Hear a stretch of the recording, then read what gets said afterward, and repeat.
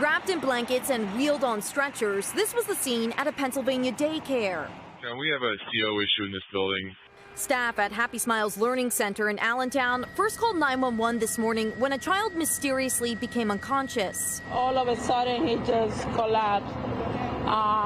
They tried to bring him back, but he was just not responding. Emergency crews arrived a short time later. They got the meters and quickly realized we had high levels of CO in the atmosphere.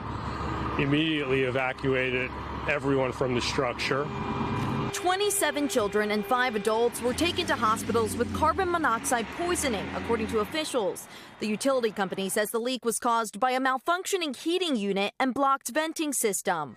The daycare did not have carbon monoxide detectors. The director says she had started to make calls about installing them to comply with a city ordinance going into effect later this month, requiring such monitors in daycares. It's shocking that its timing is like this.